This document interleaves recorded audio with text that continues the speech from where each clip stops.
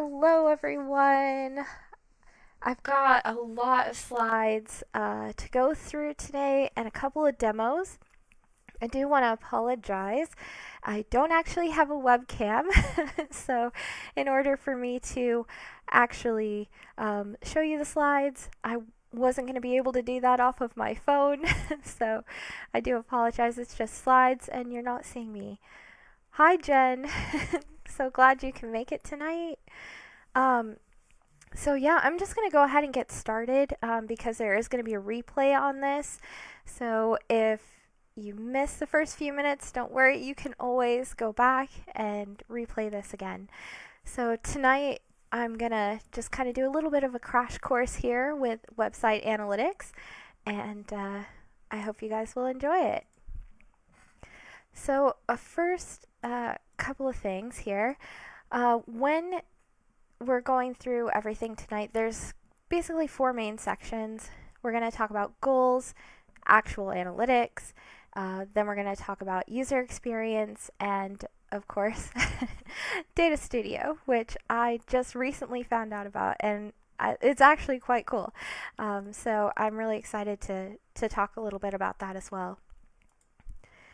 And by the end of the night, I'm hoping that you'll understand how to set SMART goals on and off Google Analytics, how to interact or how to analyze, how people interact with your website, and how to actually find insights that matter for your business and not just being overwhelmed with all the data that is available on Google Analytics. And ultimately, hopefully at the end of the day, months from now, you'll be able to increase like your return on investment and other metrics that will help you, grow your business, which is what we'd all love to do. First things first, I do have to say, there are a few definitions when people are talking about analytics. You'll hear these terms and see them a lot. So if you go after tonight and you start looking online, you'll see these words a lot. You'll see them in Google Analytics and other places as well. Yes, I do have a PowerPoint, Heather. It's a lot to take in. I just thought this would be a little bit easier than me just going all over a ton of words and definitions and formulas. It's sometimes easier to see. So a couple of the things that I just want you guys to be aware of, and I'll definitely talk about these again more tonight. So acquisition. This is, how a customer came to your website. Did they, Google custom sugar cookies, and they ended up finding you that way? Did they come from a post that you had on Facebook and you linked back to your website? Did they, click on your link on Instagram and find your website link there? So all of those different things. You're so welcome, Heather. I am a little bit extra. Behavior. And this is what a customer actually did on your website.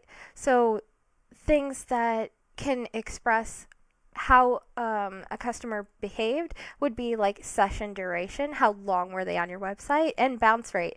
Did they come for one page and immediately peace out, or did they actually, go through your funnel into different steps? And then conversion as well is something you'll hear a lot. And that's actually when customers take action that drive your business, whether that's a macro conversion or a micro conversion. And the difference between those two, you'll see those a lot online. Macro conversion is something that directly impacts your business financially. Micro conversions are actions that kind of contribute to goals. So that's like page views, video views, post comments, and things like that. Those would be some examples of micro conversions. KPIs. This you have probably heard of before, but KPIs are key performance indicators. And so this is how you can measure the success of a particular activity. Like if you had an ad campaign or something like that, and different formulas that you would use to find that are ROI, customer satisfaction, CPI, CTR, and things like that. Oh, no. These will be your strengths, Heather. Don't worry. Also, if anybody has any questions, I will try to address those in the comments as they come up. But if I don't, please, at the very end, I'm going to have a Q&A session as well. Please bring those questions up again if I missed it. I would love to answer your questions. And the last definition, and this is just a very condensed list, is metric. And metric and data are used kind of interchangeably. It's basically just a measure of a quantitative characteristic. And quantitative sounds like a scary word. It's really not. It's just something that you can put a number to, is how you can think of that. So that would be page views, monthly sessions, conversion rate, and so on. So there's lots of examples of that. So when we're getting started with Google Analytics, it's very, very tempting to just want to install Google Analytics, put the code on the header of your website, and open it up, and there it is. But all of that data is really meaningless unless you know what you're looking for. So we want to be able to ask the right questions. So to do that, we need to have some direction. So when we're setting up our goals, it's really important that you start with a mission statement. And I know it sounds boring. So I am so sorry, Heather. It's not a personal attack. I've been there. It was the very first thing I did on the first website I ran, and it it was a learning experience. So when we're working on our mission statement, what we want to really dig down and understand is, okay, who do you serve? Why are you in business? And what products or services do you offer? So those are the three main questions. So let's put it all together. Let's say this is my mission statement. It's not really, but for tonight, we're going to pretend. My mission statement is to help people throw amazing celebrations with custom sugar cookies. So I've answered, who do I help? People. And why am I in business? Because I want them to have amazing celebrations. And how are they going to do it? With these amazing cookies I offer, right? Or cakes. I'm an equal opportunity sweet eater. So once we have that mission, then we can really start to go into goals. And this is where SMART goals really start to shine. And I do want to just clarify just quickly, because you may see online people talking about business goals and business objectives. SMART goals are basically a combination of both of those things. Yeah, SMART goals are so good. But business goals, generally speaking, 10, 20 years ago, when people said business goals, they were meaning kind of vague things of, oh, what do I want to do? I want to increase my reach. I want to increase my profits, or some kind of performance or financial or social goal in mind when they had that. And a business objective was a measurable goal. So SMART goals, like I said, just kind of smack those two ideas together. So don't be confused if you see, business objectives online or SMART goals or business goals. They're really kind of all in the same kind of area. So when we're looking at SMART goals, it's an acronym, and it stands for specific, measurable, attainable, relevant, and time-bound. And I think, Heather, correct me if I'm wrong, but I think you did a post on this in Sugar Cookie Marketing Group just recently, actually. So if you guys need to reference that as well, that is amazing. I mean, this group has a lot of resources, and it's really good to take advantage of those things. So when we're looking at specific goals, what do you want to do? Okay, do you want to increase your reach? Do you want to increase your profits? Do you want to improve your customer service? These are all, specific goals that you can have in mind. But how are you going to measure them? This is where that quantitative word that sounds kind of scary comes into play here. We want this goal to be measurable. We have to have a way to evaluate the goal so that we can, determine, have we met the goal or did we miss it? Because even if you miss a goal, it's really important because you want to understand why you missed your goal. So the next time you go for a goal, you know what not to do or where you could improve. So it's always, always, always, always important to measure. It's literally the most important part of this. And then, is it attainable? You want it to be challenging, but also possible. If you want to grow your business, it's going to be hard to grow your business doing the same thing month after month. You have to make some kind of a change in order to have some level of growth in your business, whether that's cost cutting to increase your profits or increasing the amount of products that you're selling. Like, you can't do the same thing and get the same, you'll get the same results and you won't have actually pushed yourself. So you want it to be challenging, but also, possible. And is it relevant? So does the goal serve your mission? If I sell, sugar cookies and it's my mission to have people, have amazing celebrations with sugar cookies, having a goal to drink more water every day, well, it's very good. It's not something that actually is concrete to your mission. It doesn't help you put your focus on your growth of your business. So that's where that mission really helps, is tying into, is this relevant to what you're trying to do? And then time bound. What is the end date? I hate end dates, but they are really important. You have to have some kind of a cutoff so you know how to measure that goal. And sorry to explode in laughter there. I'm sorry, Heather. Diet Coke, I mean, it's good, I think. It's hydration. Let's focus on that.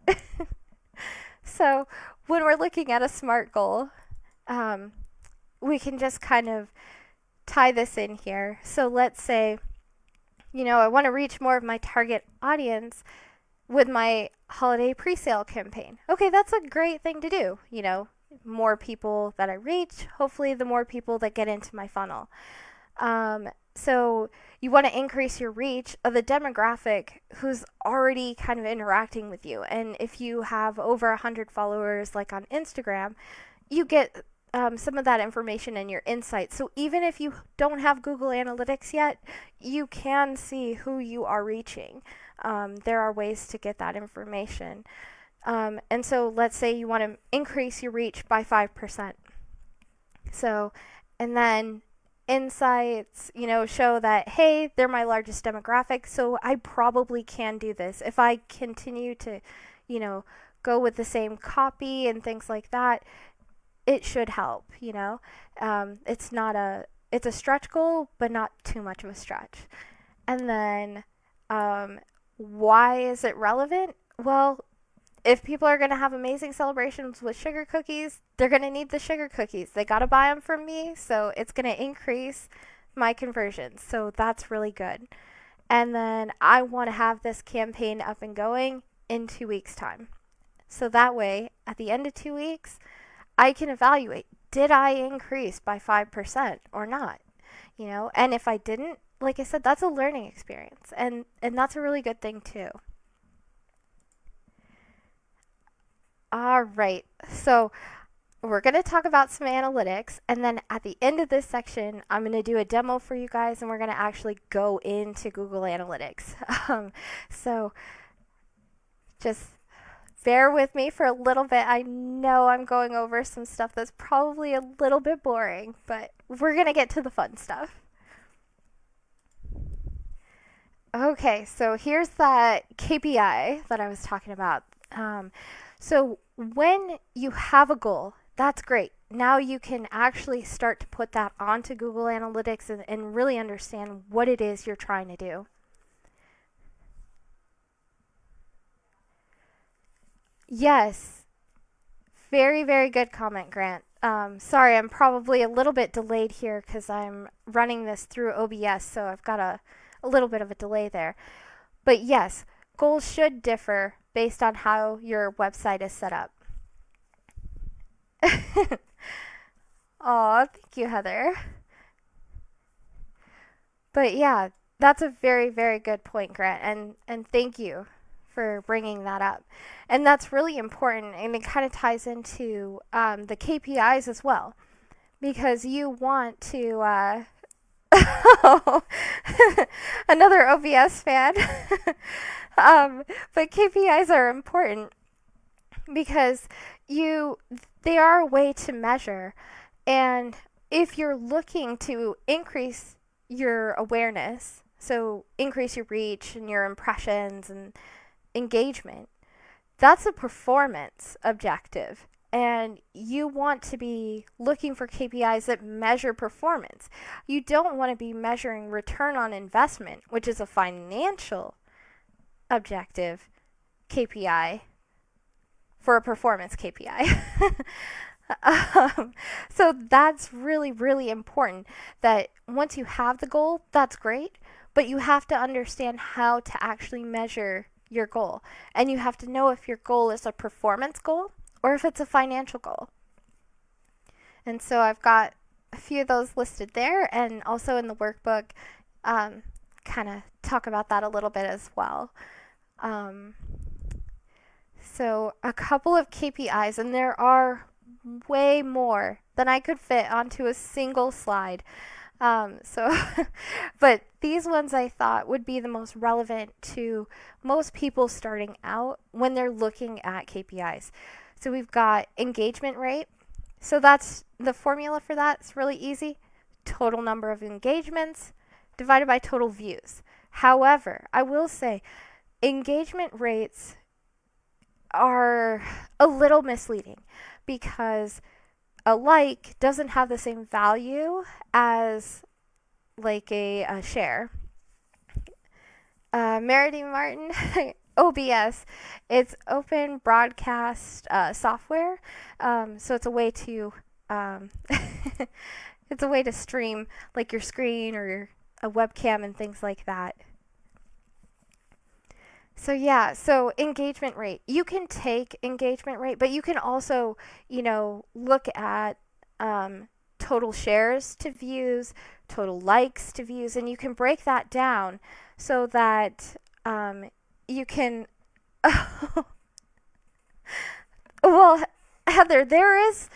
I'll get to that. Hold on to that thought because you can give um, value to engagements.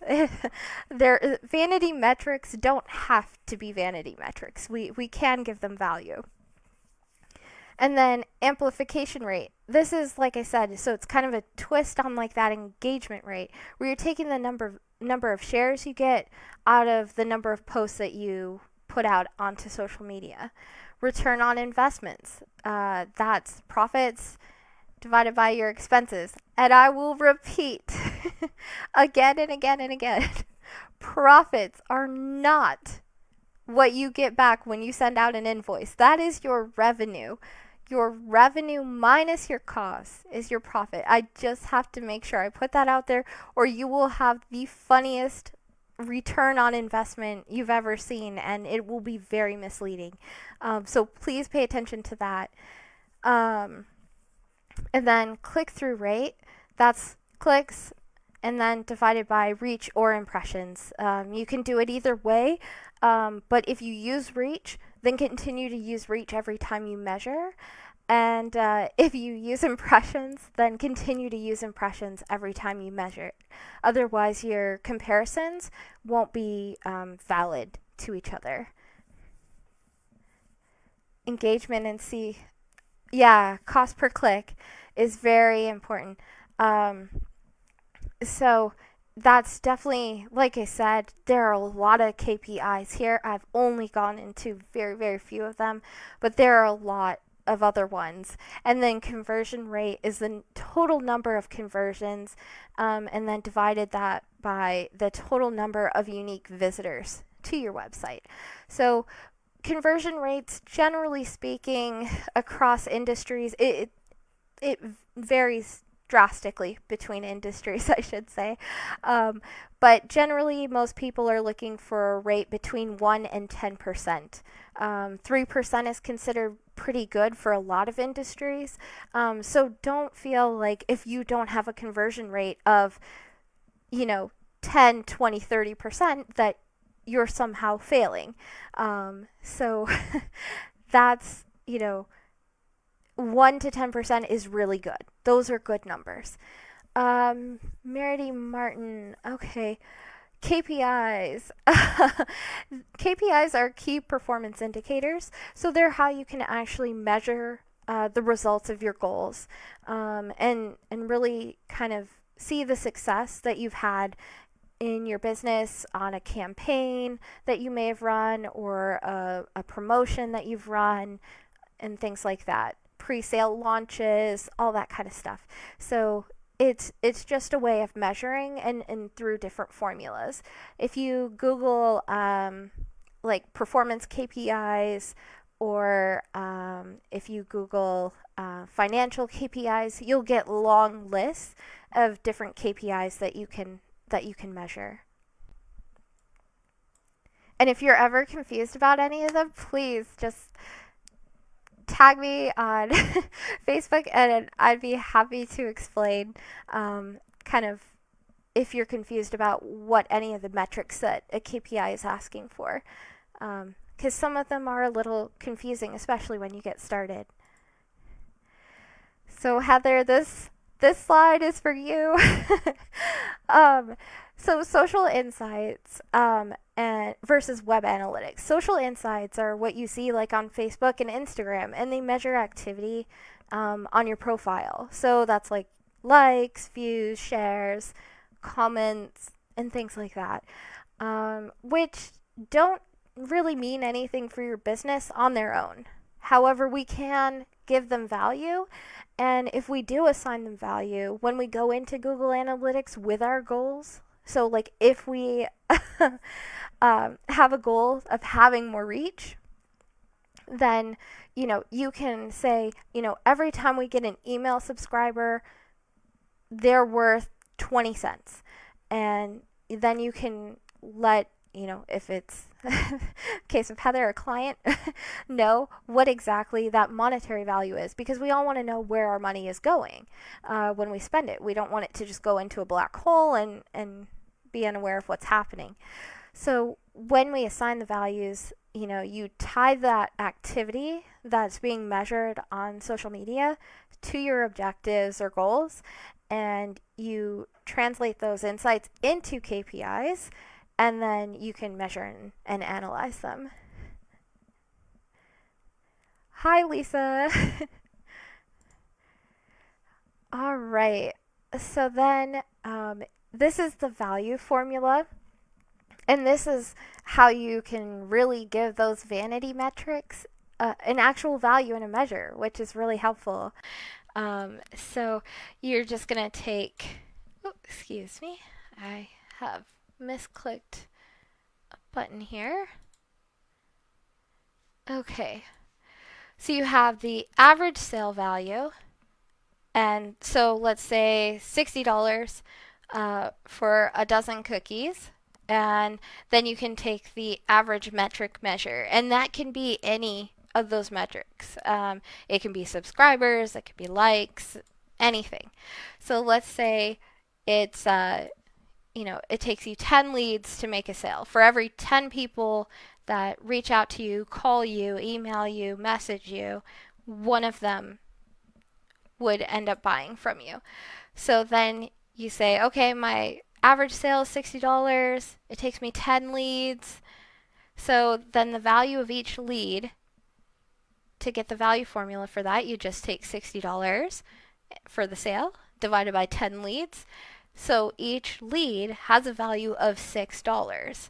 So you can apply this, like I said, to subscribers, for video views, inquiries, and more. I mean, it's just endless the amount of things you can apply this to.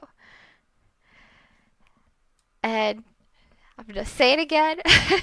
I heard one time, if something's important, repeat it 3 times. So, again, here, the ABCs of analytics are acquisition, behavior, and conversion. These are so important. You will never hear me stop talking about acquisition, behavior, and conversion, because you want to know, where did your website visitors come from? What did they see? What did they do? And what were their actions worth on your website? So, that's really, really important. And like I said, Google Analytics and other analytics, they automatically take these metrics and kind of spoon them out to you. Sometimes it's a little harder than others to find. And you still have to ask the questions to get the insights you're after, but these 3 things are very, very important. Another thing to consider is the 3 C's of analytics, and this is context, contrast, and comparison.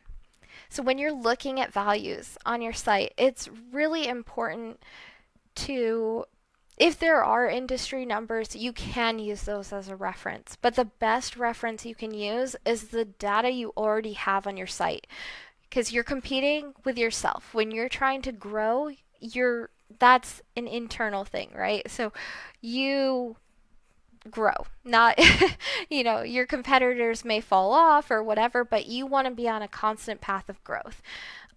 So in context, what are common factors? What is something that you're seeing, over and over again in reports? And contrasting them. How are behaviors similar or different? And this is really, I won't get into it too much, but like A/B testing, if you have, heard that term before, this is something where A/B testing is really good at, because you can really see the contrast between using the same images in different copy and giving it out to your target audience, and just seeing how people respond. It can be very, very informative, but you can also compare just individual pages that are different on your website in terms of like bounce rate, and we'll get into that a little bit later when we get into user experience. And then in comparison, like, is what's happening what you expected to happen? So you want to be able to understand, like, sorry, I say like a lot, but you want to be able to understand if things are going as you intended, because if they're not, there may be a disconnect somewhere along the line between you and your target audience, and you want to analyze that. You want to understand that so you can get over that, I guess, hump, so to speak. So you can look at the expectations. If you had like pre-sales last December and you had a conversion rate of 5%, and then this year you only had a conversion rate of 2%, you might want to look into why that was. What changed between the 2 different years besides COVID? I mean, there are some factors that are hard to really wrap your head around, but there could be other explanations. The duration of the campaign, for example, the copy that you used, all of these different things can really play a factor. All right, so now I'm going to go ahead and swap screens. So if you guys will just bear with me for a little bit here while I do that, and then I'll pull up Google Analytics and I'll show you how to set up a goal on Google Analytics.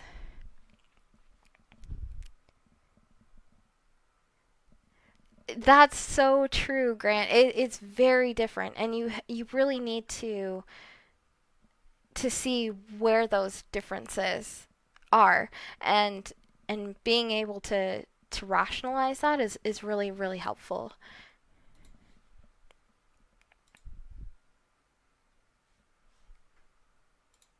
Okay.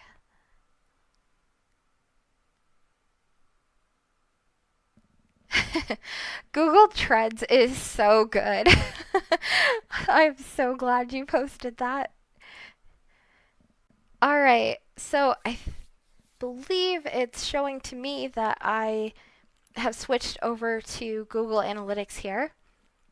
So what we're actually looking at right now in Google Analytics is for the sugar cookie marketing site. So the other day I went through and I set up a goal just so I could show you guys the results of a funnel because it can take between 24 and 48 hours for you to see the results of some of the actions and things that are happening on on the site. Um, so, oh, oh no, Heather, don't worry, don't worry. Girl, you have a site. That is amazing. I still haven't launched mine yet, so don't don't be sad. Like everything is good. Okay. So when you're wanting to set up a goal, and this is with the idea that you've already installed the Google Analytics code onto your website, uh, it is a very small site, and that's okay. There are also one-page sites that do really well, so it just kind of depends on what you're offering and what your target audience really prefers. So once you have Google Analytics onto your website, then you'll start to see all of this data coming in. And this is just the home page here. And there's all kinds of different reports here on the left-hand side. However, what we're going to go ahead and kind of talk about here is just the goals. So I'm not going to go into all of the different reports. If you have any questions about those, please just reach out to me on, like I said, Facebook and the event. On there, or you can even email me. My email's in the workbook and stuff, and I'll post it in the group chat later as well. But yeah, to set up goals, you're just going to go down to the bottom here, and you're going to click on Admin, which is important. If you are not an admin user, you're not going to be able to access and do all of these things. So it is important to make sure you have the appropriate access if you're working on someone else's site. On your own, it should be fine because you should be the owner, so don't worry. And then we're going to click here on the right side onto goals. And when you're in this menu now, it has this big red button at the top that says add new goal, or well, plus sign new goal. So then we're going to go ahead and click on the goal. And let's just say we're going to put a name of test in here because I've already made another goal, and I'll show you the results of that funnel a little bit later. But you can name this goal anything. I would definitely make it something relevant to what you're actually trying to accomplish as a goal, whether that be the name of the KPI or the name of the campaign that the goal is relevant to, just so you know when you're looking back what that goal is actually for. And something to keep in mind, if you want to track funnels with Google Analytics, the type that you want to choose here for your goal is going to be destination. And then you will choose each destination in your funnel journey when you're setting up your funnel.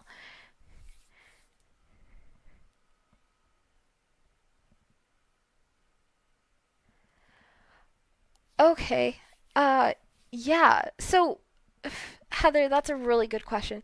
So, who owns the goal? The user or the account?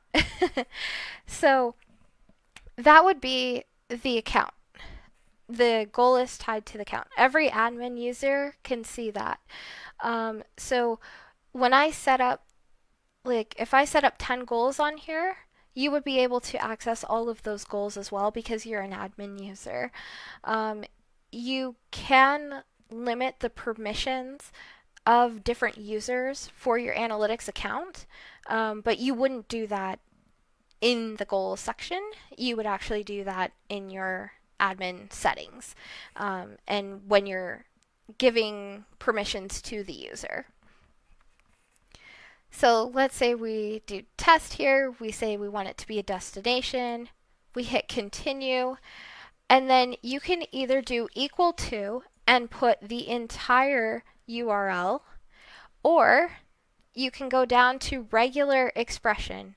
And when you use regular expression, it means anything can come before the first backslash that you do, but it has to end with that last backslash, and then the word or numbers or whatever that follows that. So I generally, because I want to be a little bit lazy, I just do regular expression. And then if I wanted to have the goal be how many people check out, then I would use backslash checkout. If you needed to have it be case sensitive, then you can go ahead and do that as well. And you would just click this little square on the right hand side. Generally speaking, that's not necessary. But if you did have a case sensitive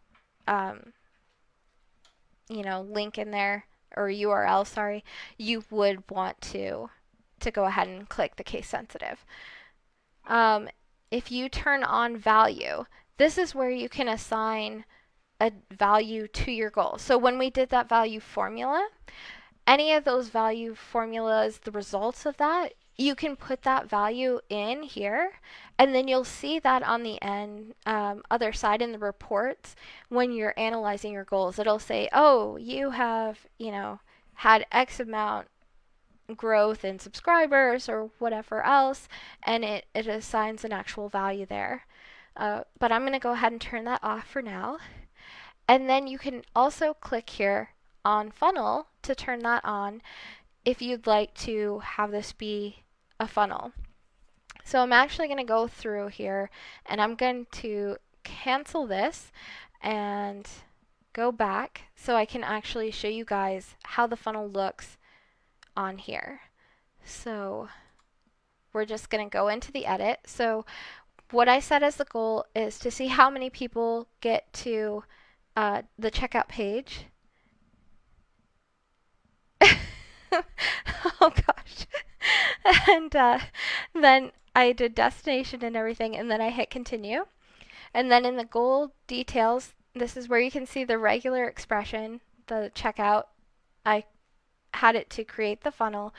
And so when I'm setting up the funnel, you want to start with the step 1 is where do they start this process of landing into this funnel, and where do they finish it? The finish is our checkout in this case, and then the top of our funnel is the shop page. The second layer in the funnel is the cart, and then we want to get to the checkout. Oh, hi, Joseph. Okay, let me just read your question just really quick here.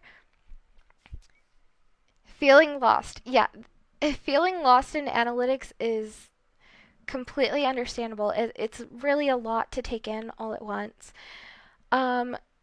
So basically how I start the process of looking at analytics is not by actually going into Google Analytics and just looking at all of the data at the start, because all of those metrics are just facts, and they're really meaningless until you give them some context and some kind of meaning. So when you set up a business goal or a business objective, you can hear it either way, SMART goal, business objective, things like that. that's how you actually figure out what exactly it is that you're trying to measure.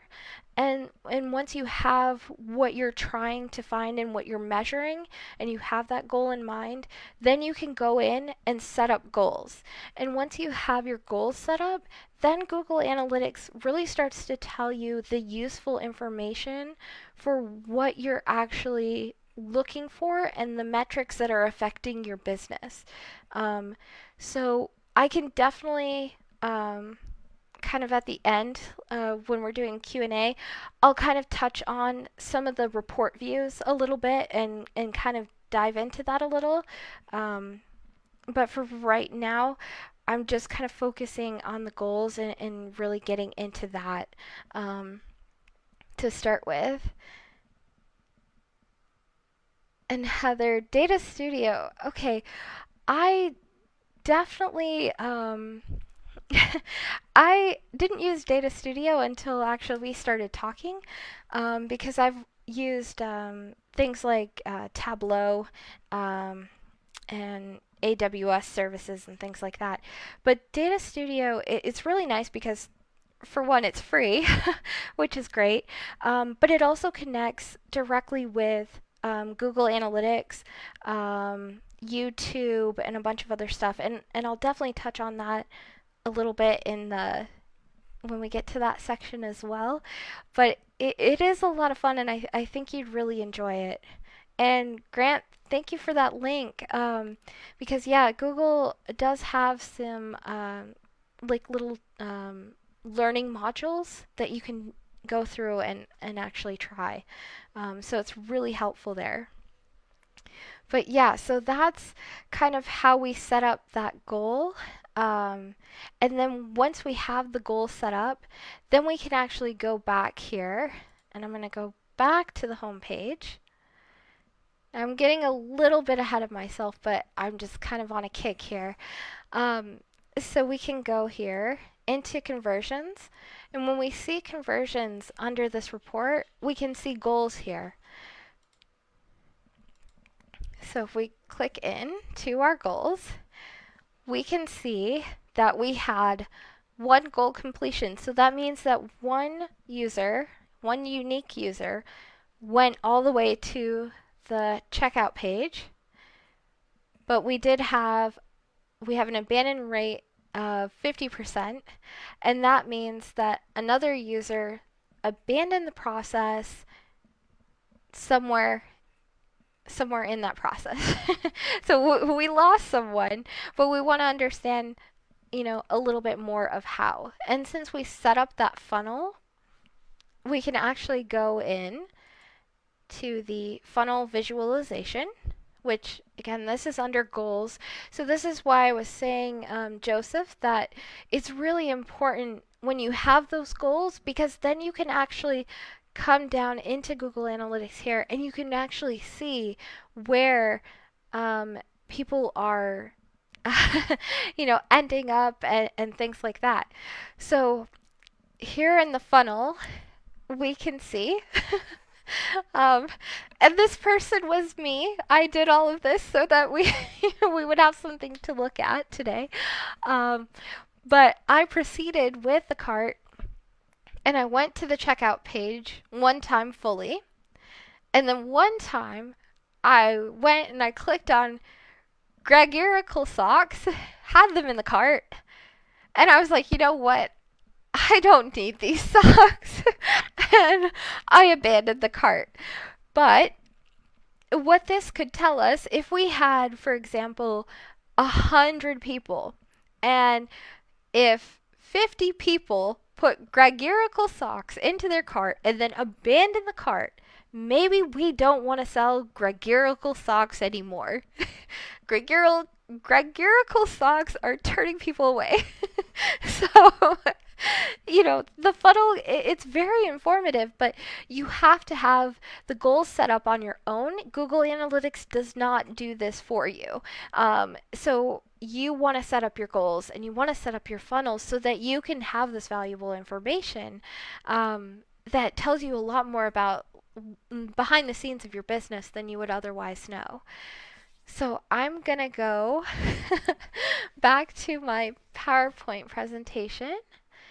So bear with me for just a moment while I switch screens again here.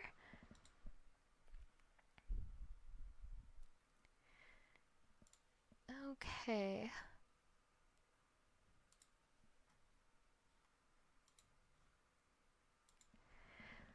All right. So I got a little bit ahead of myself and I apologize, but I was just having so much fun uh, in Google Analytics. I really enjoy it. Um, so, user experience. This is really, really important. And sometimes it kind of gets just put to the side, but it can be the difference between like a 1% conversion rate and a 5% conversion rate. This is really, really important. Uh, so let's see here. So on bounce rate, which I think Grant you brought up a little bit in the chat as well, but bounce rate is the percentage of all sessions on your website in which users viewed only a single page. And that could be your home page, it could be a landing page, it could be your cart, it could be any page on your website. They got on that one page and they left your website. They didn't continue to interact with your site. Bounce rate can be an indicator of success of your website, but you do want to take this again with a grain of salt. Like I said, there's not one bounce rate that's the ideal bounce rate across industries and products and services. So you do need to kind of keep it, like I said, with a grain of salt. And you want to keep an eye on your bounce rate because it can tell you a lot of things as a comparison tool. It's an amazing comparison tool. So if you are seeing mobile users on Google Analytics just leaving your site at a higher rate, well, maybe your website isn't very mobile friendly. Have you actually visited your website on a mobile device? Some themes that you can buy online aren't mobile friendly. Now, most that you can get through like Shopify, Wix, they're already, designed for, um, you know, mobile devices already. So that is something that's worth considering if you're going to attempt to build your own website or if you're thinking about using kind of a pre-built configuration. On your landing pages, if one of your landing pages has a much higher bounce rate than your other landing pages, maybe your campaign message is off or you're having mixed messages and things like that. So it's really important if, like I said, one is higher than the other. It's a really great comparison tool, and you want to just kind of check between what the difference is between those pages. On individual pages, if let's say you post a page, a link to your website on Pinterest, and you have the title Christmas sugar cookies, and people think maybe it's like a tutorial. If there's like a video or something. And then they get to your website and it's like, buy my sugar cookies. And I'm in Utah and they're like over in India. That is not very good. So they're probably going to bounce because what they thought they were getting and what you actually have on the page are a little bit different. So you always want to be careful that you're not misleading anybody when you're sending them to your site. Um, social traffic. So if Facebook users are bouncing from your website more than Instagram users, is there a difference between your messaging on both platforms? Is, maybe who you thought you were reaching on Facebook was your target audience, but maybe Instagram is. So you want to take these into consideration when you're looking at your bounce rate and comparing it. And if all of your pages are really kind of having a rough time with bounce rate and you're not getting a lot of conversions, maybe your website SEO needs an update, or maybe you just need a kind of a little bit of a refresh on your website. So we kind of already went into this on Google Analytics with the funnel, um, but marketing funnels, and you can find marketing funnels online that'll have like 10 steps, 15 steps. I mean, they can be massive. However, the general gist of a marketing funnel is people discover you, they consider you, and they purchase from you. So, those are the main three things that I want you to kind of keep in mind when you're having a funnel that you're setting up on your website. So, a marketing funnel kind of looks like this: customer views your product, they add it to their cart, and they check out. So, that's kind of what we looked at on Google Analytics. And now for Data Studio. So this is kind of a little bit more in depth in a way than Google Analytics, but Data Studio is amazing, especially if you're a very visual person. So, Data Studio, it's a free data visualization tool, which is a fancy way of saying it transforms data into charts. And it's cloud based, which is nice because then you can access it in multiple places. Like, it doesn't just have to be on your computer. And Data Studio automatically updates as data changes. However, you can change, manually change date ranges and make it do a refresh if you're looking for even more recent information than what it's updated. But it just makes it so your reports are up to date and they're easy to analyze. So, why would you use Data Studio? You've gone through, you got Google Analytics, it was looking crazy and wild. So, why would you use this? Well, because it connects information like data from your Google Sheets. So if you keep all of your, costs, your revenue, and your profit numbers on a Google Sheet or an Excel file and that you can import to a Google Sheet, you can have that uploaded and you can run that data through and have charts over it and things like that, which is amazing. You can combine that data with your Google Analytics data. You can combine it with YouTube data. I mean, there's just so many options. It's really phenomenal. If you happen to have like a MySQL database and stuff like that, it also connects to a lot of those databases too. So if you're kind of a big player in the world, it's really amazing all the tools that it can connect to. It has a variety of charts for viewing data. I'm just going to talk about a few tonight: time series, bar charts, geomaps, and scorecards. But they have tree maps. I mean, bullet charts, all kinds of stuff. More charts than you could probably ever even imagine to exist. um, and it's great because you can view point in time data or over a span of time.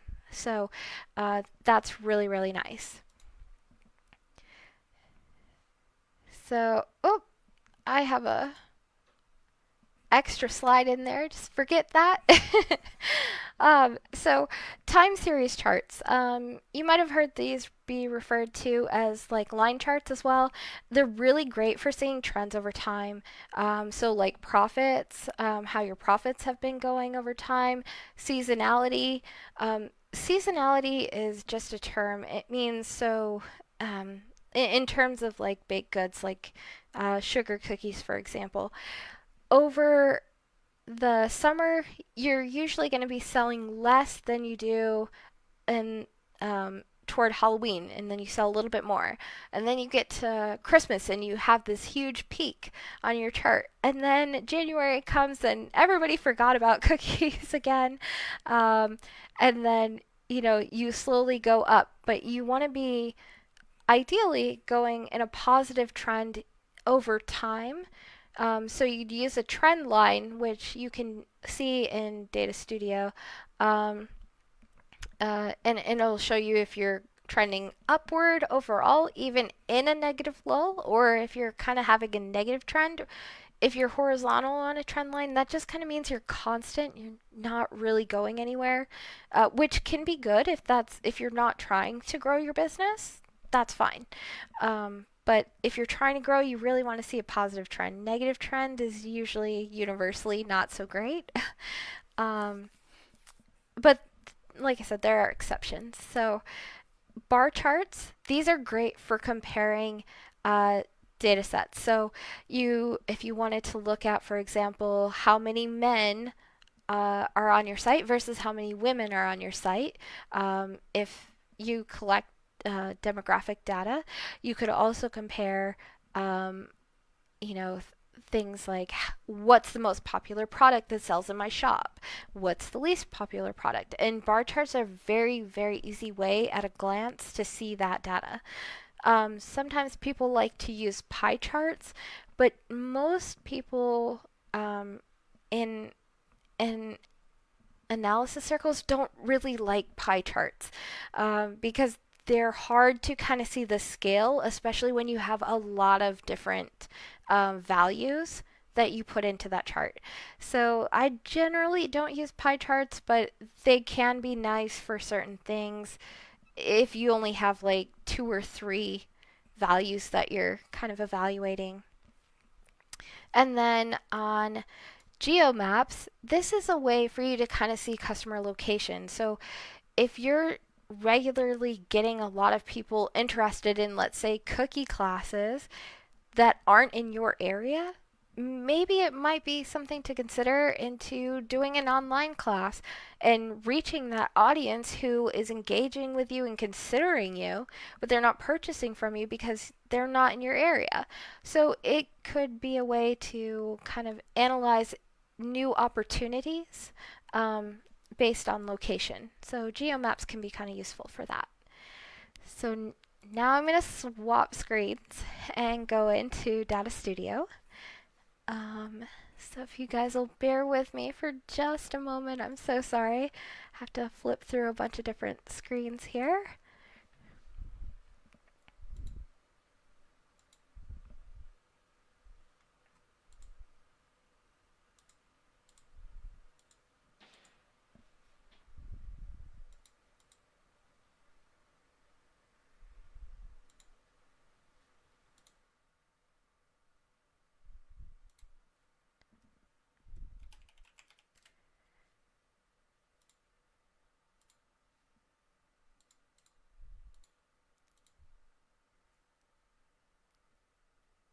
Okay, sorry.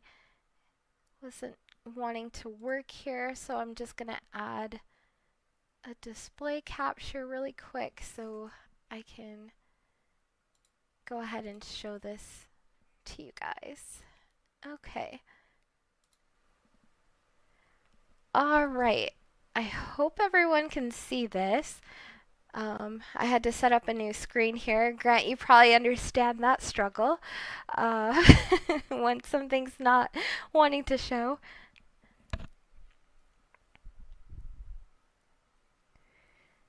Okay, let me see here. Can you speak to the value of setting up pixels versus the time needed to digest the information?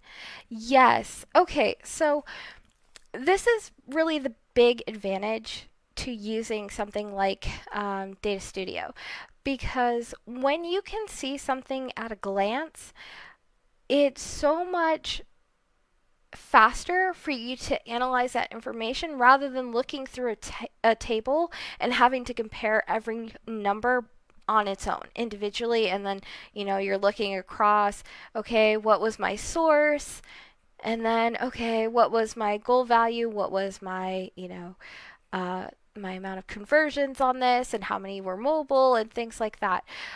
So it's a lot easier when you actually get into a chart and just have that set up.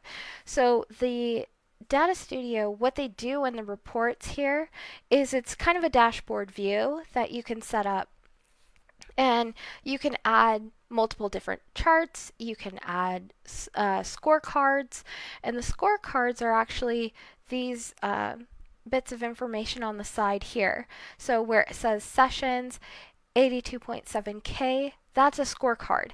So what's great about seeing scorecard is it's just a quick metric that you can see without having to actually search through a bunch of different reports on Google Analytics.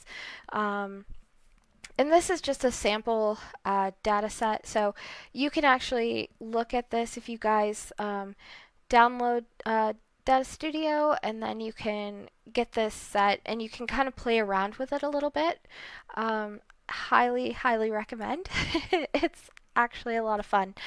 Um, so, but yeah, what I can immediately see when I'm looking at this data is I see the date range. So we're looking at the 17th of October through the 15th of November 2021. If I want to just see things by a particular country, all I have to do here is select the one in particular that I want to look at. Let's say Zambia, and then if you get rid of that, then you can see all countries. So that's really nice that you can have all of these filters all on one page. If you were going to look at all of this data in Google Analytics, you would be looking through multiple reports, and you would have to then, fill out in like an Excel sheet or something else, like, okay, 2,000 here, 3,000 there, 5 here, 10 there, to actually find these measures. Where Data Studio comes in is that you can see all of this at a glance. So this is really helpful when you're trying to make strategic decisions for your business because you can see everything a lot faster. You can add multiple pages as well up here.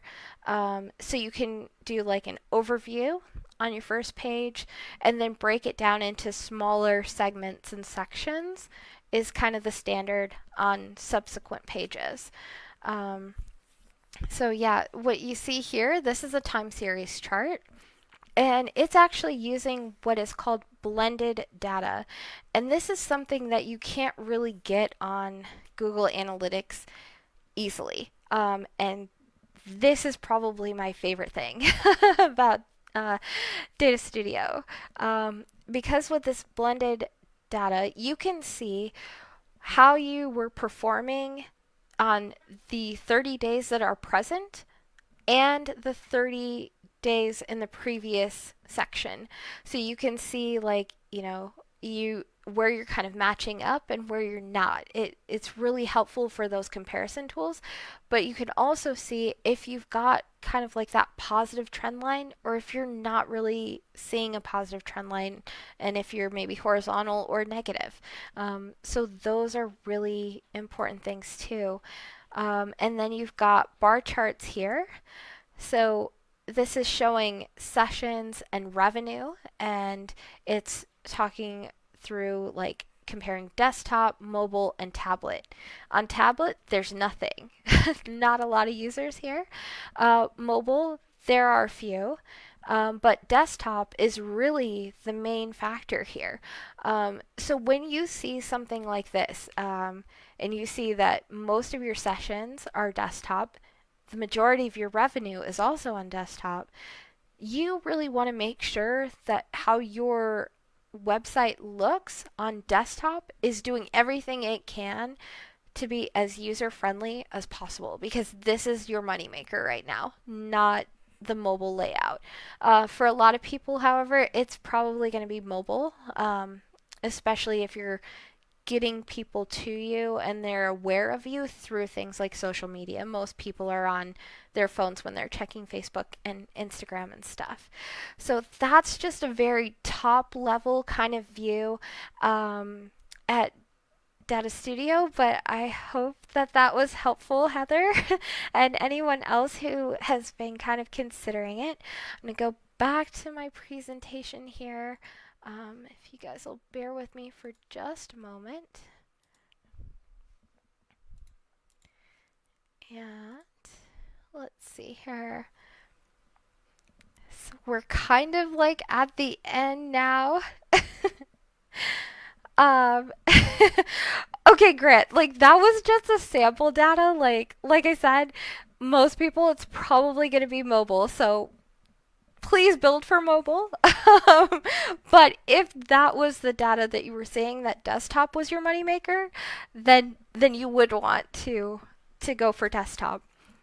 But yeah, so I'm hoping that out of tonight you've kind of learned how to set smart goals on and off Google Analytics, how to analyze how users interact with your website, how to avoid data overload, and hopefully how to increase your return on investment on future product launches. Thank you, everyone, for coming. I know these words are scary and it can be kind of boring. I'm a bit of a nerd, so I enjoy it, but I understand it's not for everyone, but it can really help your business. So if anybody has any questions that I missed, please just go ahead and drop them in the comments and I will happily answer questions for a bit. I know my husband is probably eager to get back downstairs. Um, his computer is unfortunately right beside mine, and I told him to leave.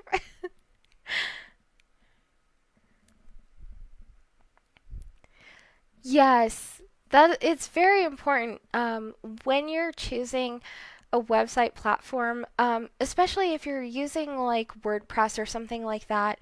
Um, you want to make sure if you're buying a theme that it is mobile friendly and you want to be able to view it. Um, if someone has a theme and they don't have a demo of it that you can actually see, I would reach out to them and ask if they can go through a demo with you or send you a demo file because you really want to know what the site is going to look like on mobile and on desktop because you want it to be functional on both. Yes, Lisa, this will be available to rewatch. Um, as long as I don't mess up when I end the live, I hope not. Um, I also have a workbook that you can go through. It's linked in the comments earlier in the live. Also, I posted it in the uh, event thread, I think. I'm pretty sure. Um, yeah, so you'll be able to kind of go through the workbook there. And as always, like I'm available to take questions like anytime. If I don't respond, I'm probably walking my dog or asleep. But you can always message me on Facebook. You can email me. My email's in the workbook. And stuff like that. So it's totally up to you. If you have questions later, you can definitely ask me. Um,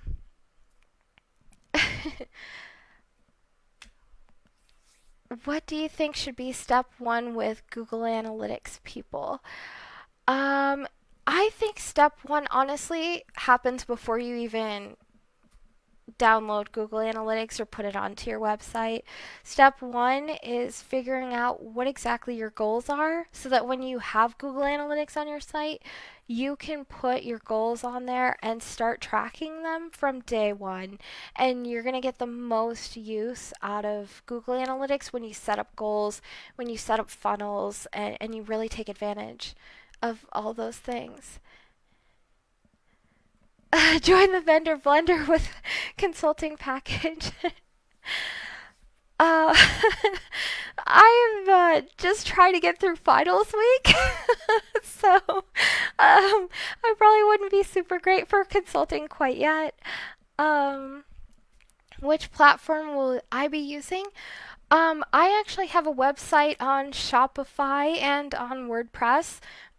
Sites I've run before for different companies have been mostly on WordPress. Um, so I really like both.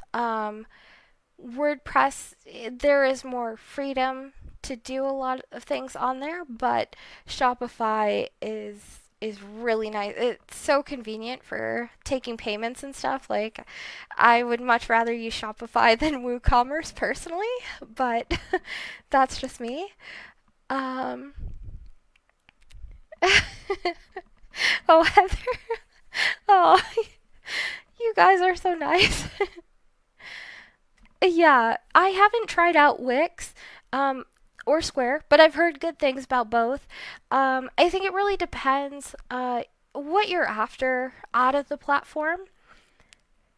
I mean, WooCommerce has its place, um, but I would just much rather have Shopify take care of all of the, you know, any just kind of issue with payments and things like that rather than doing that myself. WordPress with Shopify plugin. Yeah, they also have Shopify Lite um, that you can use, and you get a plugin for Shopify to do that. And Shopify Lite, I think, is only $9 a month. Um, so it's really not too expensive in the grand scheme of things. Um, but I'm kind of a Shopify fangirl. I am in Canada, so I'm a little biased. Um, you're very welcome. I just hope it was really helpful for you guys. And like I said, if you have any other questions, like I know sometimes I don't think of a question when somebody's talking, but when I go to try and do something, I need a little bit of help. And so if anything comes up later, please, please, please feel free to reach out to me. Like, I love answering questions, it makes me feel happy. So I would be more than happy.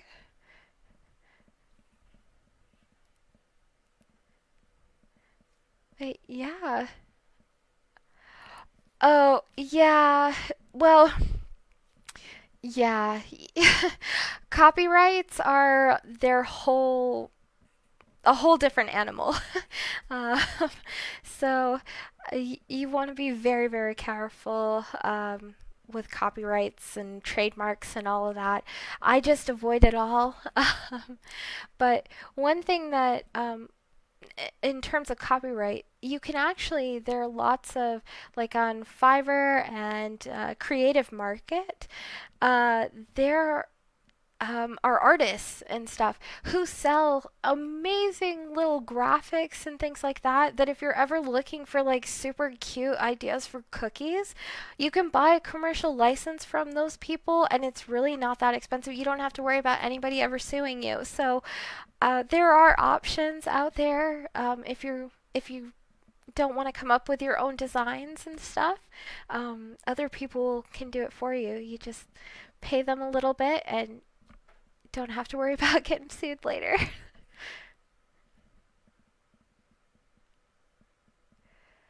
Yes, Creative Market is amazing. I love the platform, and I love just going through and seeing all the things that people create. It's really fantastic. But yeah, I'm not seeing any more questions. So I guess I'm going to go ahead and stop the stream, guys. But thank you so much for coming. And like I said, reach out, say hello if you have any questions. I'd love to chat. Have a good night, everyone.